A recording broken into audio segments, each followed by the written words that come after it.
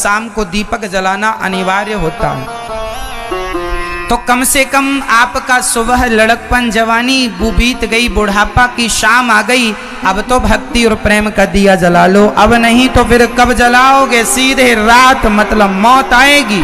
इसलिए समय है, मेरी माँ सबसे मन हटाओ भैया जी, काम सब करो। हम ये नहीं कहते कि काम छोड़ दो, काम पूरा करो, खेती बाड़ी बिजनेस व्यापार खूब पैसा कमाओ, पर काम करते हुए मन को सदा भगवान के चरणों में लगा के रखना, इसी से कल्याण होगा।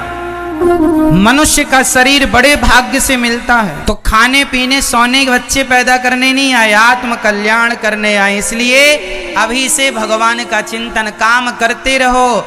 श्रीमन्नारायण चरणौ शरणं प्रपद्ये, श्रीमते नारायणाय नमः। बोलो हे श्रीमन्नारायण, हम आपके चरणों की शरण ग्रहण करते हैं। हे नाथ, हमें स्वीकार कीजिए। देखो आपकी आवाज ही नहीं निकल रही है। अभी लड़ने को कह दिया जाए तो लो, फिर पूरा गांव सुन लेगा। चुगली करने को कह दो, नॉन स्टॉप 2-2 घंटे चलेगी सास की और बहू की, पर कह रहे हैं भगवान का स्मरण कर लो तो आलसी हैं।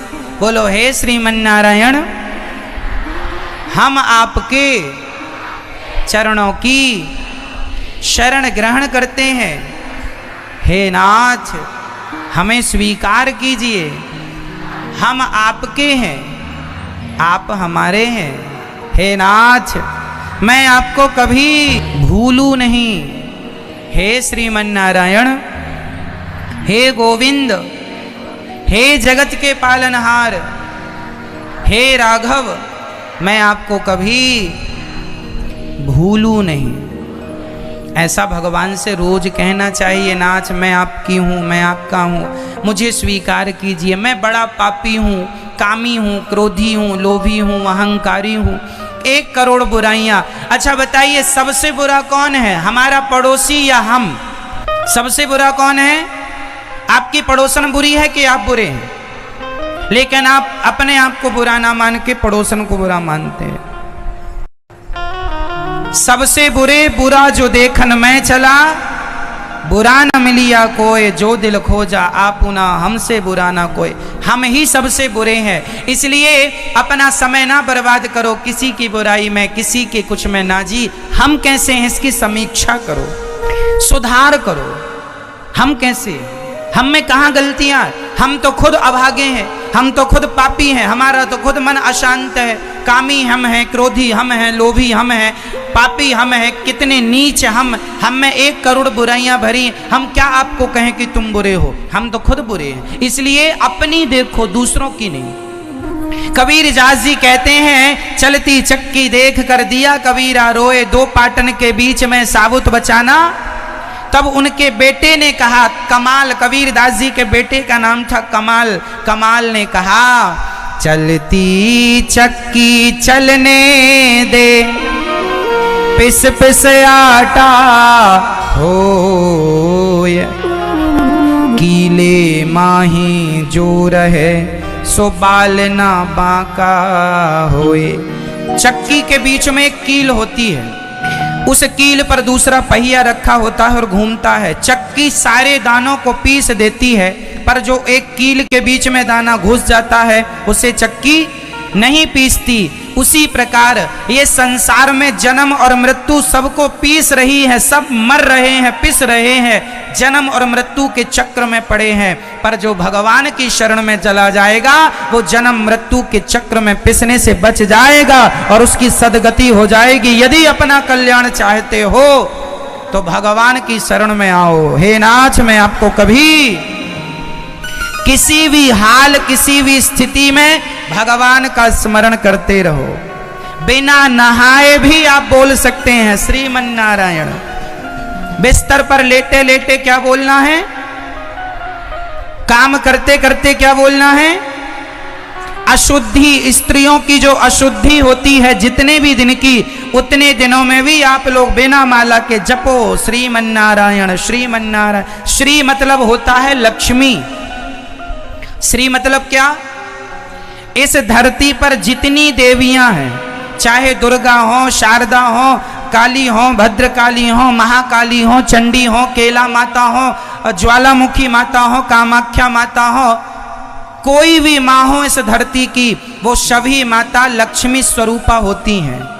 सभी माँ किसका स्वरूप होती हैं? अरे आप लोग भी तो लक्ष्मी स्वरूपा हो या नहीं?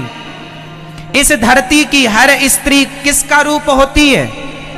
तो दुर्गा किसका रूप है? शारदा किसका रूप है? बोलो मेरी मां लक्ष्मी। तो आपने बोल दिया श्री, तो श्री में सारी देवियां आ गई, लक्ष्मी जी का स्मरण कर लिया, सबका हो गया। हम लोग इसलिए हमारे आचार्यों ने मन को बीच में रखा है। श्री बोलो, श्री मन नारायण। मन कहाँ है? बोलो, मन बीच में, श्री मन नारायण। श्रीमन, श्री मतलब मन इस तरफ जावे तो लक्ष्मी जी के चरणों में, और इस तरफ जावे तो भगवान श्रीमन नारायण के चरणों में। मन भटके भी तो भगवान के चरणों में ही भटकता रहे, इसलिए मन को बीच में रखा।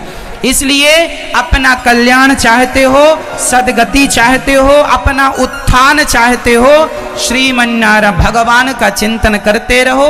भगवान ने जैसे अर्जुन की रक्षा की, द्रौपदी की रक्षा की, नरसिंह जी की रक्षा की, आपकी रक्षा भी भगवान ही करेंगे। वही सबके पालनहार हैं, एकमात्र श्रीमन्नारायण। श्री मतलब लक्ष्मी, नारायण मतलब भगवान नारायण। भगवान शंकर पर भी कोई संकट पड़ता है तो शंकर जी को भी बचाता कौन है? भस्मासुर ने शंकर जी का पीछा किया, शंकर जी पर संकट आया। एक बार भस्मासुर नाम के दैत्य ने शंकर जी से वरदान मांगा कि हम जिसके सिर पे हाथ रख दें वो भस्म हो जाए। तो भस्मासुर शंकर जी के ऊपर हाथ रखने चला। अब शंकर जी भागे और भाग भाग कर किसके पास गए? भगवान नारायण। तब भगवान नारायण ने मोहिनी का अवतार लिया और भस्मासुर से उनकी रक्षा की। तो अंत में भगवान शंकर पर, सुनो, भगवान शंकर पर भी संकट पड़ता है तो रक्षा कौन करता है? बोलते चलो जोर से और जोर से।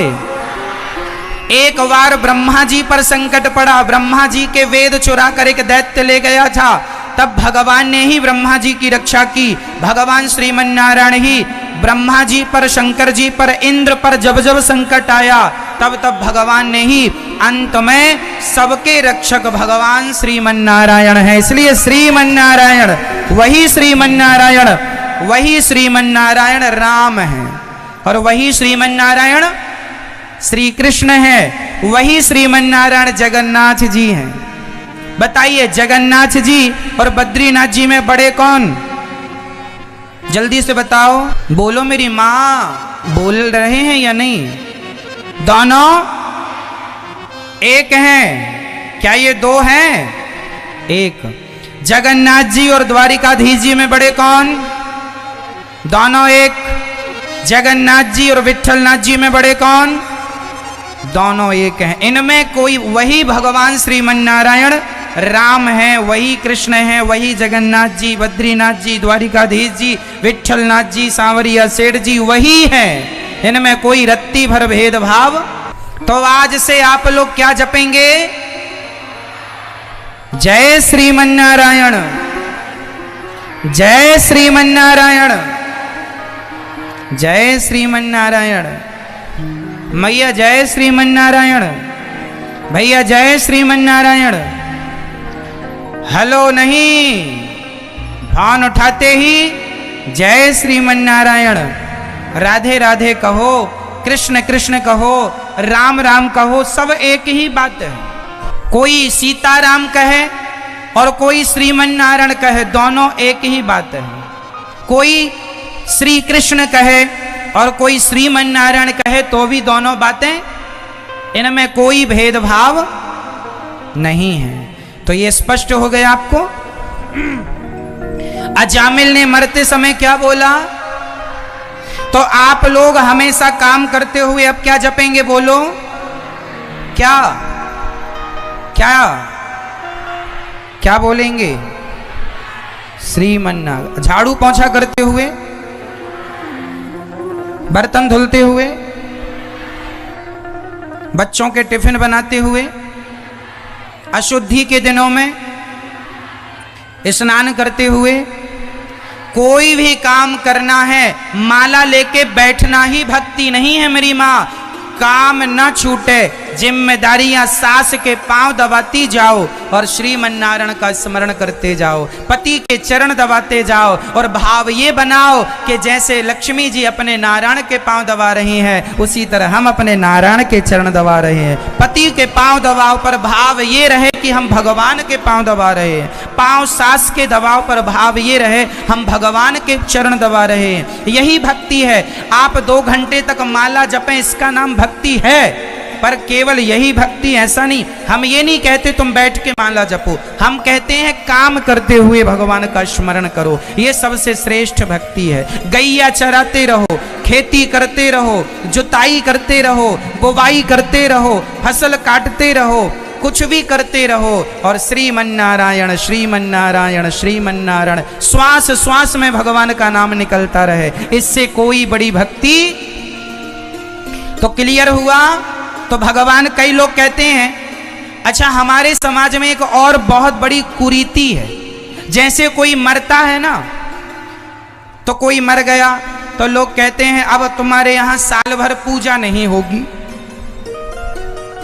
अरे भाई, कोई मर गया तो तुमने झूठ तो छोड़ा नहीं कि अब साल भर झूठ नहीं बोलना, बिल्कुल कपट नहीं करना, जो साल भर छल नहीं करना, ना तो छल छोड़ा, ना झूठ छोड़ा, ना कपट छोड़ा, ना ईर्ष्या छोड़ी, ना निंदा चुगली छोड़ी।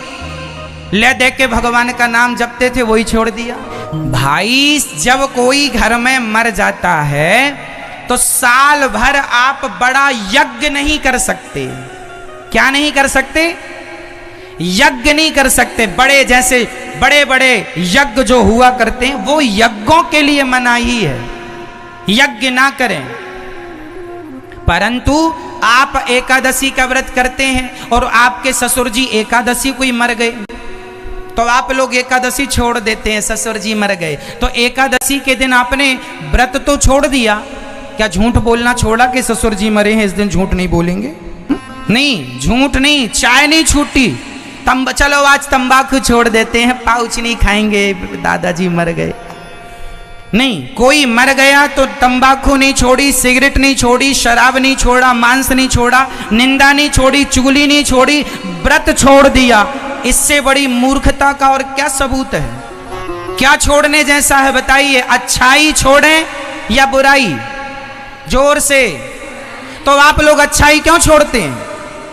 अरे मरना जीना तो तुम भी मरोगे, हम भी मरेंगे, ऐसे में तो कोई एकादशी रहेगा नहीं, क्योंकि आपकी पीढ़ी में कोई ना कोई तो एकादशी को मरा ही होगा। हजारों लोग आ गए ना तुम्हारी पीढ़ी में, तुम्हारे बाप के बाप के बाप के बाप के बाप के बाप कोई तो मरा होगा एकादशी में, और कोई दीपावली में ही मर जाता, कोई होली में, तो सारा त्योहार ना करें। अरे भाई, मरना जीना ईश्वर के हाथ में है, इसलिए कोई भले मर जाए एकादशी के दिन, पर एकादशी के दिन जो मरा है उसका निश्चित सदगति होगी, उसका कल्याण होगा। इसलिए एकादशी और करनी है। छोड़ना है तो बुराइयां,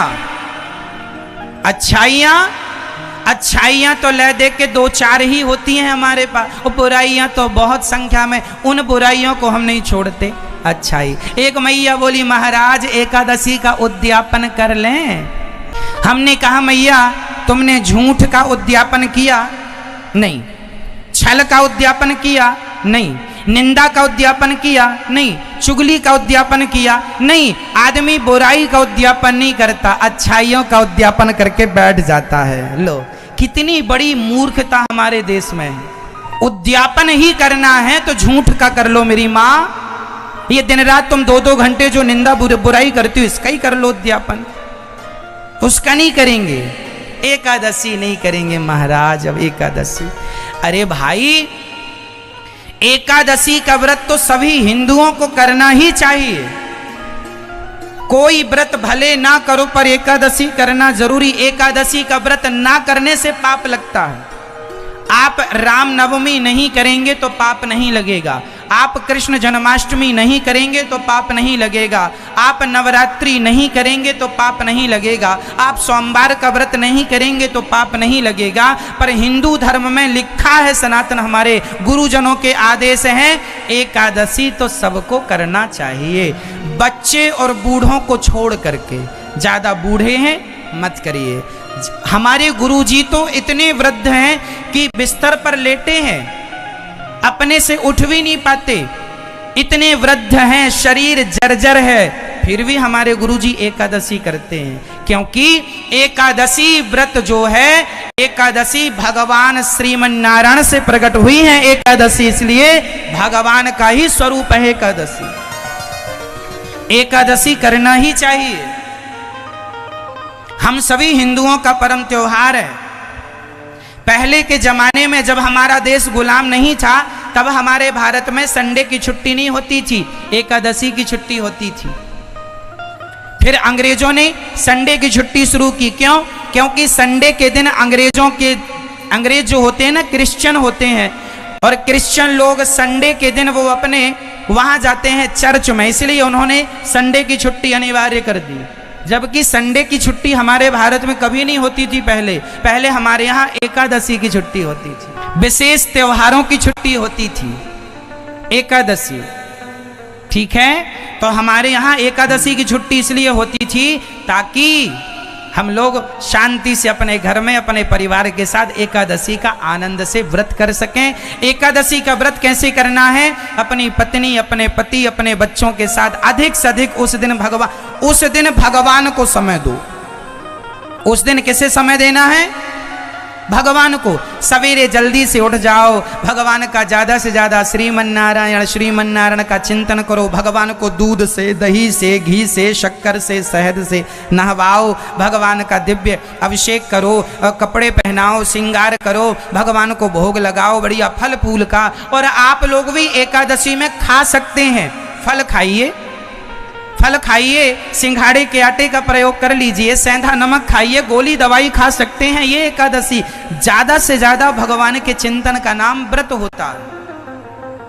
लेकिन इतना ज्यादा अज्ञान पांव पसार चुका है कि लोग व्रत ही छोड़ देते हैं। कई लोग कहते हैं फलाने मर गए, हमारे यहाँ रामनवमी को मर गए, बोले रामनवमी मान हो गई, अब रामनवमी नहीं रहेंगे क्योंकि बढ़ऊ चले गए। कृष्ण जन्माष्टमी को कोई मर गया, सास मर गई, अब कृष्ण जन्माष्टमी नहीं रहेंगे, सास मर गई। बुराई नहीं छूट रही है, अच्छाई अच्छाई। इसलिए जागो। शास्त्र में कहीं ये बातें लिखी नहीं हैं जो आप लोग मनमाने ढंग से कर रहे हैं, कहीं नहीं प्रमाण है इन बातों का। ठीक है, अब समझो आगे। श्री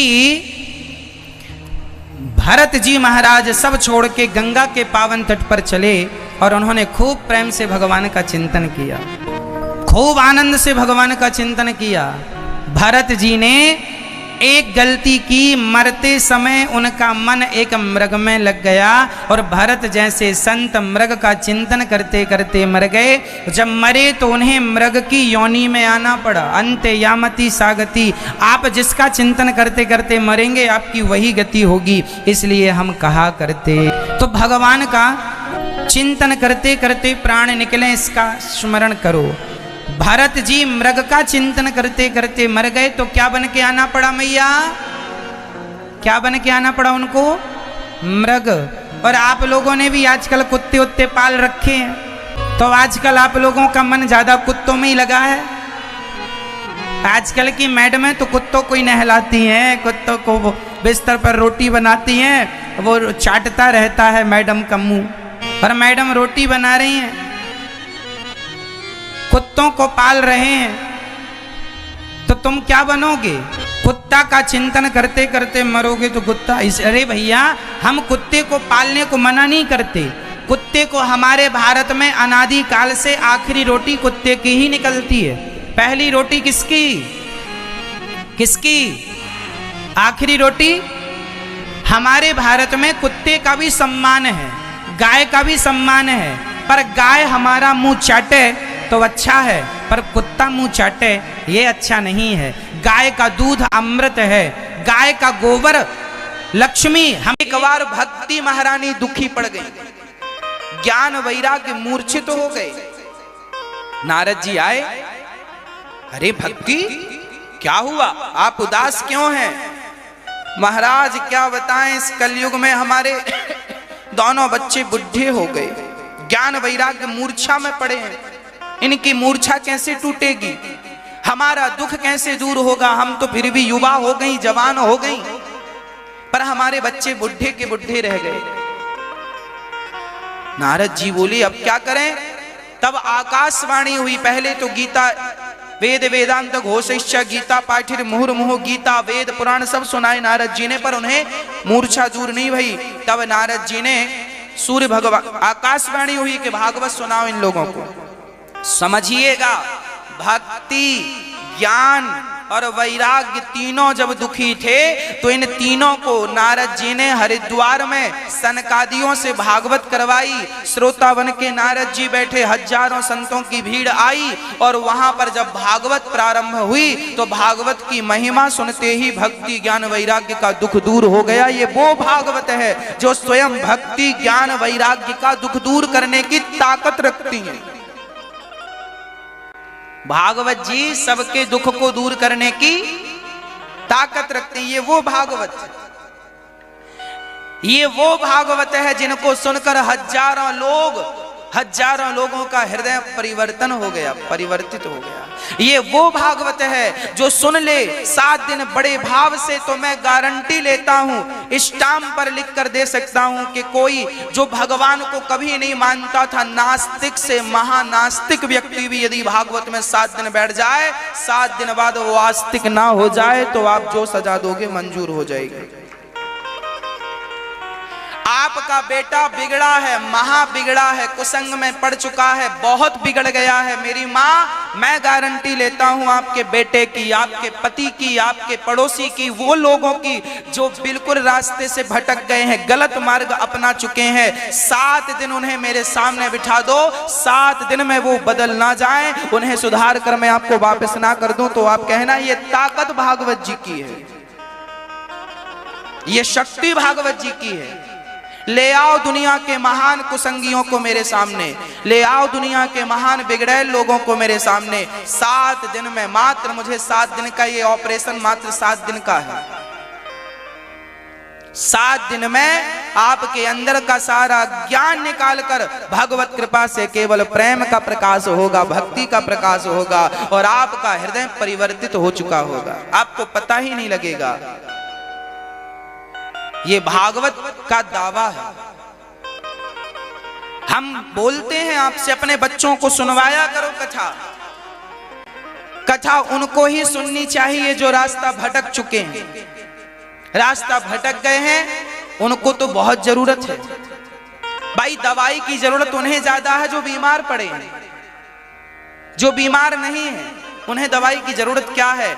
आप लोग सुन रहे हैं तो आपका भगवत प्रेम बढ़ेगा, भगवत भक्ति बढ़ेगी, और जो लोग बिल्कुल नास्तिक थे, रास्ता भटक चुके थे, उन्हें तो नई ऊर्जा मिल जाएगी, नया रास्ता मिल जाएगा, जीने की नई आशा मिलेगी।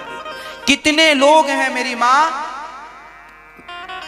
कितने ऐसे लोग हैं, ऐसी मेरी माएँ हैं, बहनें हैं, बच्चे हैं, ऐसे लोग हैं जो कहते हैं हम बस मरने जा रहे थे, आत्महत्या का प्लान था, पर टीवी पर साधना चैनल पर उन्होंने भागवत सुन ली, 1 मिनट की सुनी तो 1 घंटे सुन ली, फिर 1 घंटे की सुनी तो 3 घंटे और फिर 7 दिन सुनी, आत्महत्या करने का प्लान चेंज हो गया। हजारों लोग ऐसे हैं मेरे भारत में जो मरने का मन बना चुके थे, पर भागवत ने उन सबको बदल दिया और आज वो अच्छा जीवन जी रहे हैं। ये चमत्कार, ये प्रभाव भागवत जी का।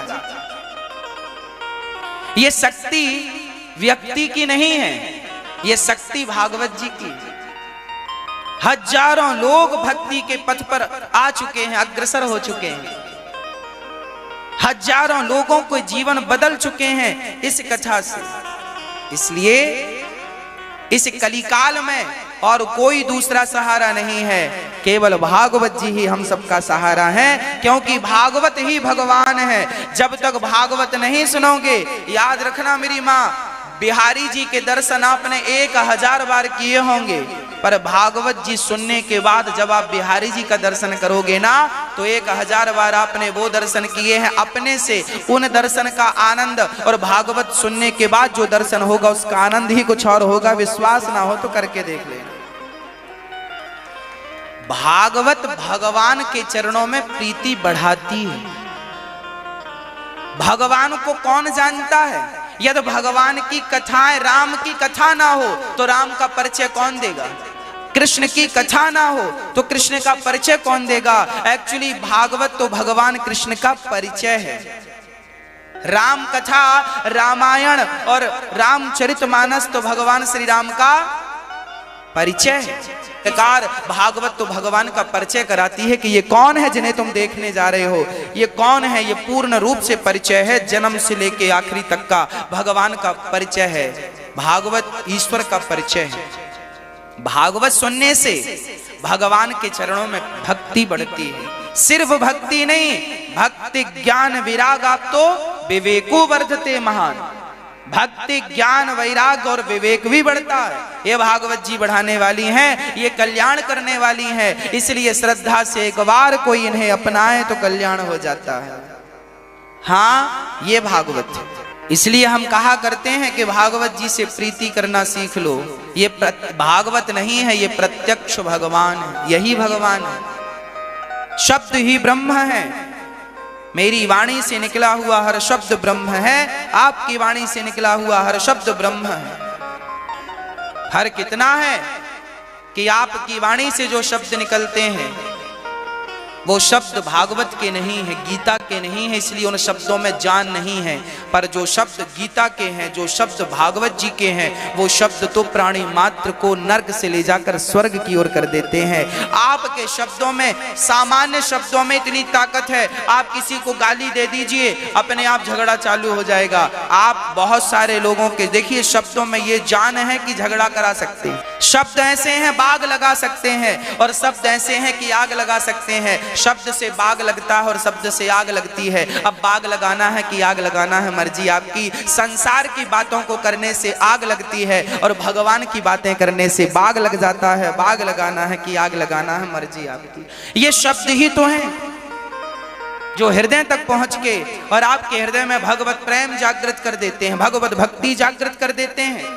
जब हम भगवान की कथा सुनते हैं तो आंखों से झरझर आंसू गिरने लगते हैं। जब उद्धव चरित्र सुनते हैं, सुदामा प्रसंग सुनते हैं तो हृदय द्रवीभूत हो जाता है, रोमांचित हो जाता है शरीर। ये भागवत के शब्द ही तो हैं जो आपके रोंगटे खड़े कर देती हैं। हाँ प्रिय भक्तों, भक्ति महारानी का दुख दूर हो गया। नारद जी कथा सुनवाए, सनकादियों ने कथा सुनाई और भक्ति महारानी को सनकादियों ने केवल महिमा सुनाई। भागवत कितनी बार सुने हम?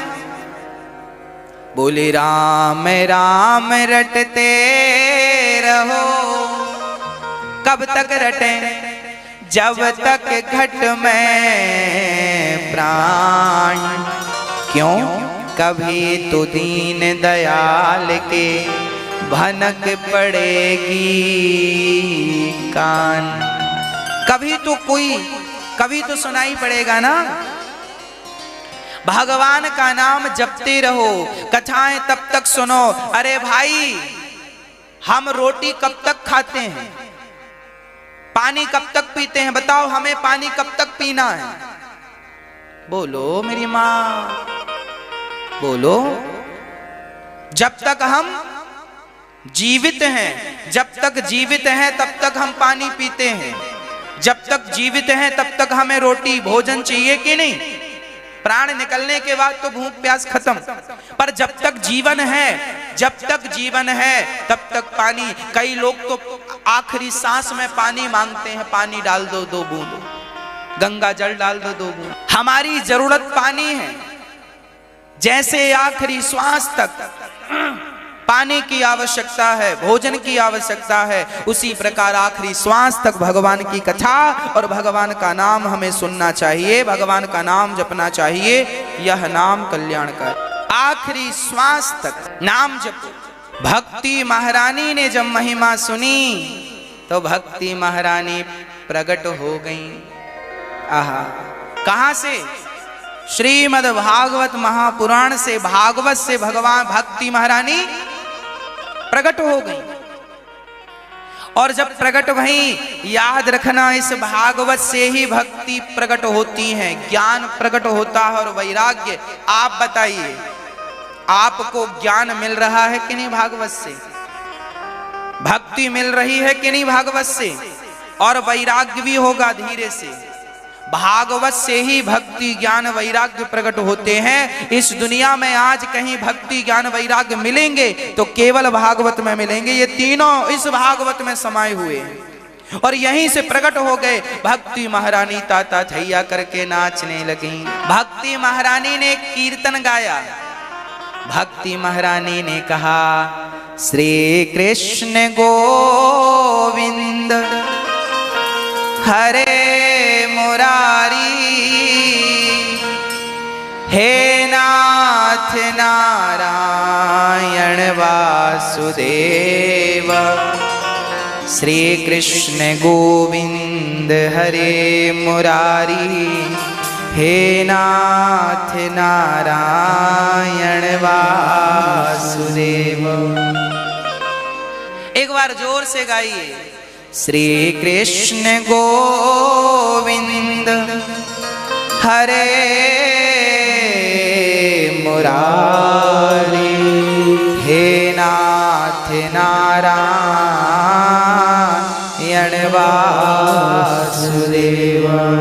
ये कीर्तन भक्ति महारानी को बड़ा प्रिय है।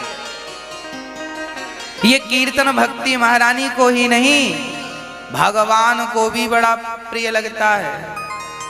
इसलिए कहता हूं, आप भी ये कीर्तन काम करते रहा करो और प्रेम से भगवत नाम भगवत कीर्तन करते रहा करो।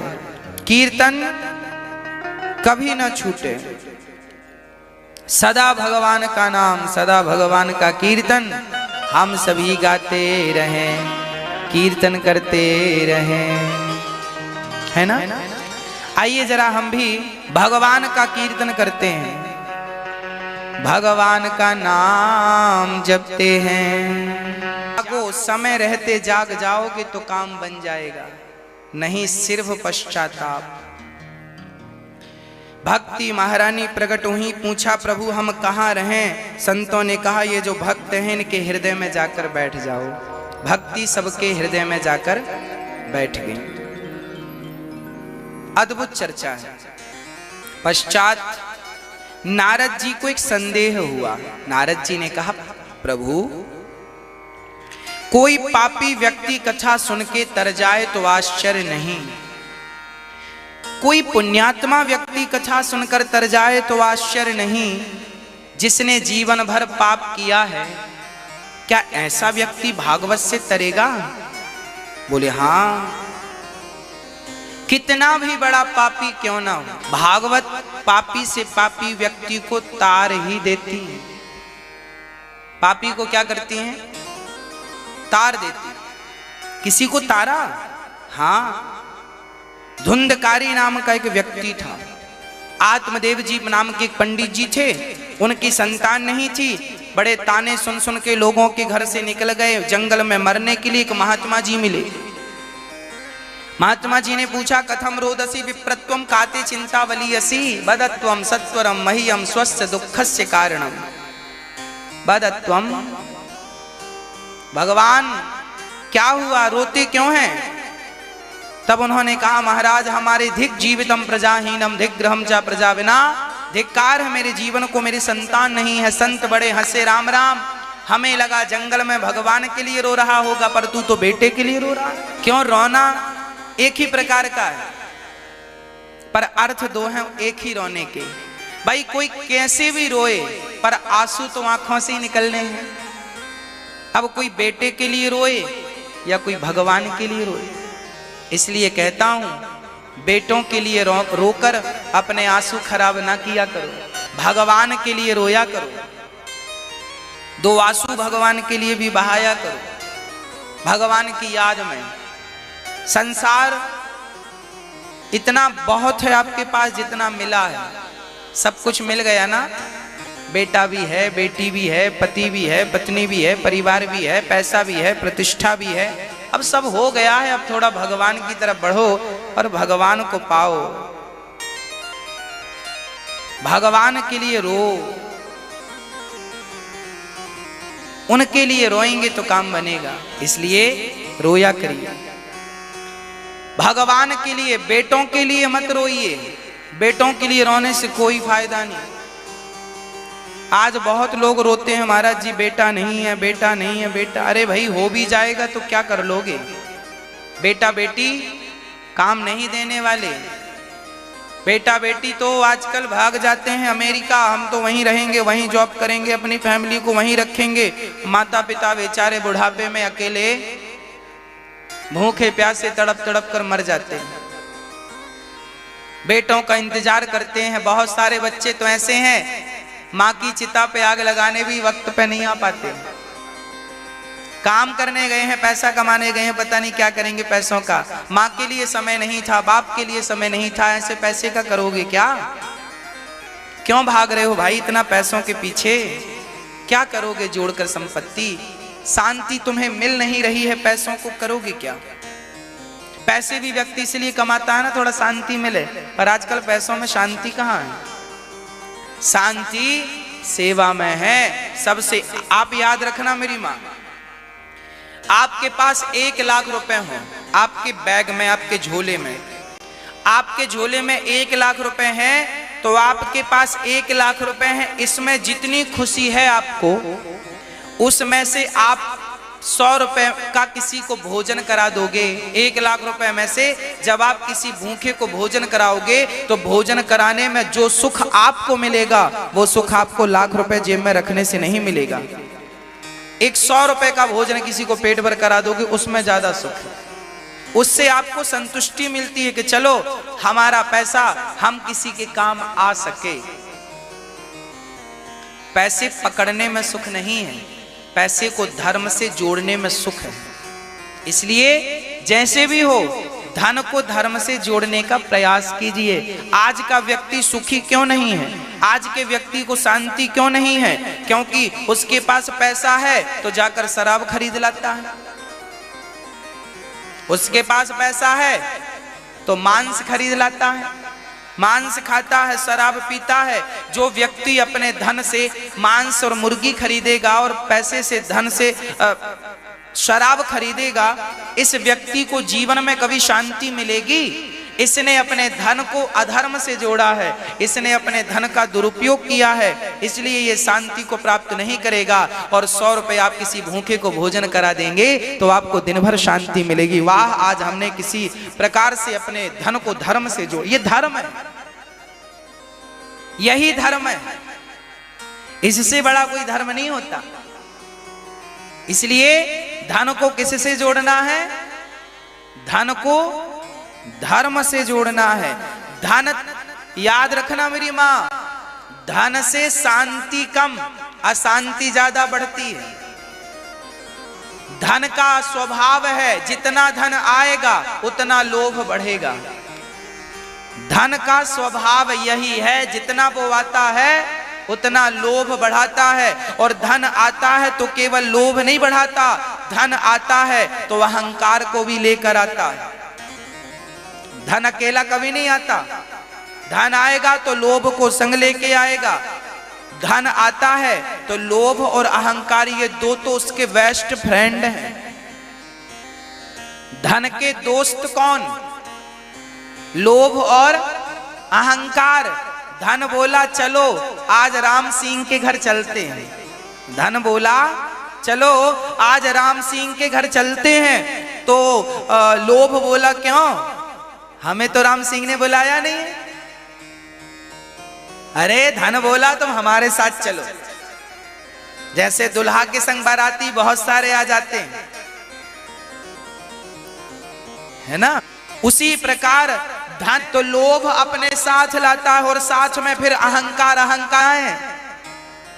धन बोला हमारे संग चलो, जहां हम वहां तुम, वहीं मिल करेंगे। तो धन आया जब आपके पास, तो साथ में लोभ आया। आपके पास 1 लाख रुपए आएंगे तो अपने आप 2 लाख की इच्छा अपने आप जागेगी। 2 आ जाते, 2 आएगा तो 4 की जागेगी, 1 करोड़ आ जाए तो 2 करोड़ की इच्छा अपने आप जाग जाएगी। लोभ जाग रहा है, हाँ या ना? बोलो हाँ या ना? धन हमेशा लोभ लेकर आता है, और जब लोभ बढ़ेगा, जब आपके घर में धन बढ़ेगा तो एक चीज और बढ़ेगी, फिर अपने आप छाती फैला कैसे चलेंगे? ए साहब हमारे पास तो सब है, हमें जानते नहीं हम कौन है, वीआईपी लोग हैं हम, हमें नहीं जानते। धन आएगा तो अकड़ आएगी, अहंकार आएगा, और जब अहंकार आएगा तो वो अहंकार आपका नाश कर देगा, और जब आपका पूरा नाश हो जाएगा तो तीनों बोलेंगे अब चलो इसके घर से। धन भी जाएगा, अहंकार भी जाएगा, लोभ भी फिर चला जाएगा, फिर बचेगा क्या? जाओ तीनों। धन याद रखना, जो व्यक्ति अपने धन का दुरुपयोग करता है उसके घर में तीनों आते हैं, पर जो व्यक्ति धन को पाकर धर्म से जुड़ा रहता है तो उसके जीवन में अहंकार उसका बाल भी बांका नहीं कर सकता। जो व्यक्ति धन को धर्म से जोड़ता है, जो व्यक्ति अपने आप को भगवान से जोड़कर, जो व्यक्ति भगवान को भूल जाते हैं ना, ये धन उसी को मजा चखाता है, रोड में लाकर खड़ा कर देता है। और जो भगवान में जुड़े रहते हैं, धन से धर्म करते रहते हैं, भगवान की ओर बढ़ते हैं, उनका धन दिन दूना रात चौगुना बढ़ता ही जाता है, उनके नाश की कोई संभावना नहीं। रावण जैसे दिग्गजों का नाश हो गया अहंकार के कारण। रावण के पास धन था, सोने की लंका थी तो धन था। अच्छा, रावण के पास धन था तो फिर रावण को लोभ आया, सीता और मिल जाती। क्या मिल जाती? धनी व्यक्ति धन पाता है तो स्त्रियों की तरफ भागता है। धन अक्सर, मैं सबकी बातें नहीं कर रहा हूं, अधिकाधिक लोगों की बात करता हूं। धन, यदि आपके अंदर धर्म नहीं है, आप आध्यात्म से नहीं जुड़े, तो आपका धर्म सीधा आपको सुरा और सुंदरी से जोड़ देगा। यदि आप आध्यात्म से जुड़े हैं तो फिर आपका धन आपको भागवत से, सत्संग से, कीर्तन और भजन से, सेवा से जोड़ेगा। और ये आप कीर्तन भजन सेवा से नहीं जुड़े, आध्यात्म नहीं है आपके भीतर, भगवत भक्ति प्रेम नहीं है, तो अपने आप आपका धन सुरा और सुंदरी, रावण का धन, उसको कहां से जोड़ता है? सीता को पकड़ के ले आते हैं, चोरी कर लेते हैं। नहीं मिलती है, यदि मन माने ढंग से तो उठा लेते हैं। रावण गया, लोभ आया, सीता को उठाकर ले आया, और जब सीता माता को लाया तो फिर अहंकार आया ना, अभी नहीं, अभी अशोक वाटिका में रखा है। और जब किसी ने बोला कि ये सीता राम की पत्नी है, रावण तुम सीता को लौटा दो, वो राम भगवान है, तुम्हारा नाश कर देंगे, तो रावण क्या बोला? अरे हमें जानता नहीं, हम तो खुद इंद्र को पराजित कर चुके हैं, और सोने की लंका हमारी है, हमारे पास वैभव की कमी नहीं है, और हमारे पास तो बहुत सैनिक हैं, हमारी सेना, हमारे पास योद्धा है, हम बहुत बलवान हैं। लो, पहले धन आया तो फिर लोभ आया, सीता को चुराया, और लोभ आया तो अहंकार भी आ गया। राम को कुछ समझता ही नहीं था, रावण अहंकारी था, वो अपने आप को भगवान माने बैठा। और जब अहंकार आया तो रावण को राम ने नहीं मारा मेरी माँ, रावण को उसके अहंकार ने मार डाला है। रावण को उसके, रावण को हनुमान जी ने हनुमान जी कौन है? रावण के गुरु, रावण के गुरु शंकर जी हैं, और हनुमान जी रुद्र अवतार हैं, 11वें रुद्र हैं, हनुमान जी गुरु हैं। हनुमान जी गए हैं, रावण मैं उस राम का दास हूं जिस राम की तुमने सीता माता को चुराया है, मेरी माँ है सीता, और तुमने गलत किया। एक काम करो, अभी अपने साथ सीता माँ को आगे करके ले जाओ, राम के चरणों में पहुंचाओ और तुम लेट जाओ, राम तुम्हें क्षमा कर देंगे। रावण का गुरु बोल रहे हैं हनुमान जी पर, रावण अपने गुरु की पूंछ में आग लगवा रहा है। ये देखो उसकी बुद्धि भ्रष्ट हो गई, अपने गुरु की पूंछ में आग लगवाता है।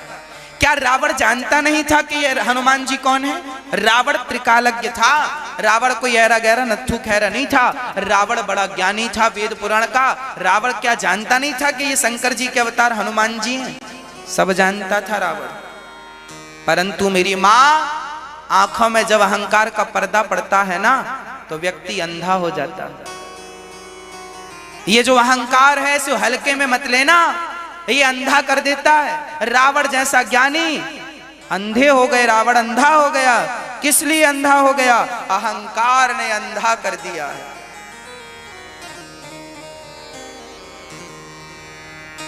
और किसने अंधा किया है? रावण ने देवताओं को जीत लिया। याद रखना, रावण ने देवताओं को जीत लिया, पाताल को जीत लिया, नागलोक को जीत लिया, सारे दिग्गज राजाओं को जीत लिया, पर अपने अंदर के काम वासना को ना जीत सका, जिसके कारण उसका सर्वनाश हो गया।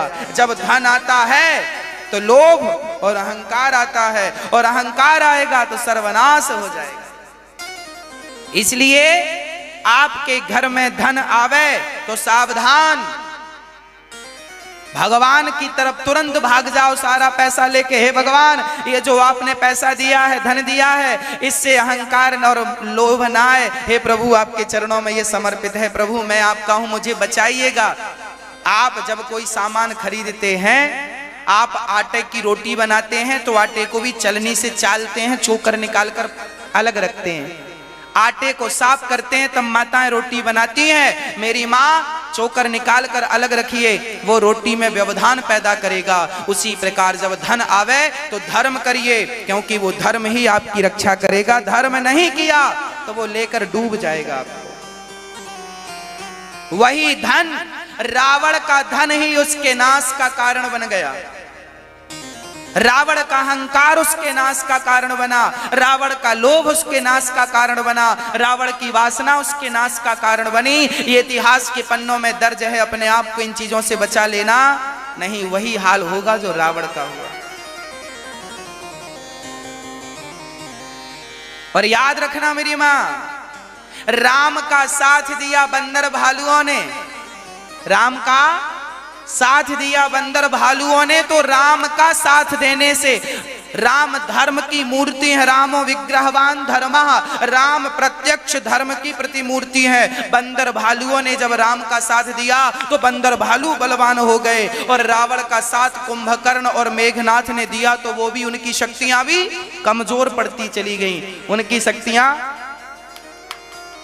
शक्ति लो, हमने नाम लिया राम जी की सेना को, और राम जी की सेना हाजिर है। ये इससे कथा का प्रभाव है। देखो मेरी माँ, राम जी की सेना में बंदर भालू थे, चूंकि वो बंदर भालू साथ किसका दे रहे थे? जोर से बोलो, राम का। और मेघनाथ कुंभकर्ण जैसे, याद रखना, कुंभकर्ण से लड़ना सबके बस की बात नहीं थी, और मेघनाथ को पराजित करना तो राम के बस की भी बात। 12 वर्ष नींद नारी जो त्यागेगा, इसके अलावा युद्ध करेगा सो वह मारा जावेगा।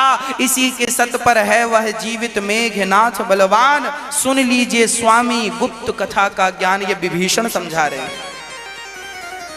ये मेघनाथ कैसा है? 12 वर्ष तक जिस व्यक्ति ने नींद का और नारी का त्याग किया होगा, जिसने 12 साल तक नारी का टच ना किया हो, स्पर्श ना किया हो, मन से भी ना सोचा हो नारी के बारे में, ऐसा पुरुष मेघनाथ को मार सकता है। और 12 साल तक जो सोया ना हो वह मेघनाथ को मार सकता है। ऐसे कौन थे? ऐसे केवल लक्ष्मण जी थे। चूंकि मेघनाथ शक्तिशाली था, चूंकि कुंभकर्ण शक्तिशाली था, परंतु ये दोनों रावण का सपोर्ट कर रहे थे, अधर्म का साथ दे रहे थे, इसलिए इनकी शक्तियां कम होती गईं। और बंदर भालू राम के साथ जुड़े थे तो उनकी शक्ति बढ़ती गई, क्योंकि साथ धर्म का था। साथ किसका था? धर्म का। जो धर्म का साथ देगा वो भले कमजोर हो, बंदर भालू में कितनी ताकत होती है, पर धर्म से जुड़ने से उनकी ताकत डबल तिबल 4 गुनी 10 गुनी 50 गुनी होती गई। और वो बंदर भालू उन राक्षसों पर हावी होते गए जिनकी शक्ति, रावण का एक एक योद्धा इंद्र से कम नहीं था। ये भी सुन लीजिएगा, रावण का एक एक योद्धा इंद्र से कम नहीं था, पर मारा गया। क्यों? क्योंकि अधर्म का साथ। इसलिए कहते हैं धर्मो रक्षति रक्षितः। जब आप धर्म की रक्षा करते हैं तो धर्म भी आपकी रक्षा करता है। इसलिए धन आवे तो धन को धर्म से जोड़िएगा, नहीं तो वह धन आपका नाश कर देगा। धुंधकारी आज आत्मदेव जी रो रहे हैं, पुत्र नहीं है। संत ने कहा पुत्र के लिए क्या रोता है, ये ले फल खिलाना, पत्नी को बेटा होगा। आत्मदेव जी आए, पत्नी को दिया फल, पत्नी ने नहीं खाया, गाय को खिला दिया और अपने पेट में कपड़ा बांध लिया, कह दिया फल प्रभावशाली है। और कुछ दिनों के बाद उसकी बहन को बेटा हुआ तो पैसे देकर धुंधली ने बेटे को खरीद लिया बहन से, नाम रखा बेटे का धुंधकारी। गाय को फल खिलाया तो गाय को बच्चा हुआ, नाम रखा गौकर्ण। धुंधकारी को माँ लाड़ प्यार में बिगाड़ दी। धुंधकारी बोला माँ 2 रुपए दे दो, माँ ने 4 दे दिया, माँ 10 रुपए दो, माँ ने 20 दे दिया, माँ 50 रुपए दो, माँ ने 100 दे दिया। और बिगड़ता गया बच्चा, बिगड़ता गया। मेरी माँ सावधान, ज्यादा लाड़ ज्यादा प्यार तुम्हारे बच्चों को बिगाड़ देगा। जरूरत से ज्यादा लाड़ नहीं, जरूरत से ज्यादा प्यार नहीं। और बच्चों को तो जितना आप तपाओगे उतने बच्चे निखर के आगे आएंगे। बच्चों को तपाया करो। आजकल आप लोग बच्चों को तपाते नहीं। आज पूज्य श्री अनिरुद्धाचार्य जी महाराज ने हम सभी लोगों को बहुत ही उत्तम एवं शिक्षाप्रद कथा सुनाई है। आशा करता हूं कि इस शिक्षाप्रद कथा से हम सभी लोग कुछ न कुछ शिक्षा अवश्य ग्रहण करेंगे और अपने जीवन को सुखी और सात्विक बनाने का प्रयास करेंगे। मित्रों, अगर आपको यह शिक्षाप्रद कथा पसंद आई हो तो वीडियो को लाइक करें और अधिक से अधिक लोगों को शेयर भी करें, जिससे और भी लोग महाराज जी की इस शिक्षाप्रद कथा से शिक्षा लेकर अपने जीवन को सुखी बना सकें। मित्रों, अगर आपने अभी तक हमारे चैनल को सब्सक्राइब नहीं किया है तो हमारे चैनल को तुरंत सब्सक्राइब भी कर लें, जिससे आपको नोटिफिकेशन के माध्यम से महाराज जी के शिक्षाप्रद कथा तुरंत प्राप्त हो सकें। मित्रों, तो कल फिर किसी शिक्षाप्रद कथा के साथ आप लोगों के समक्ष प्रस्तुत होंगे। तब तक के लिए जय श्री राधे।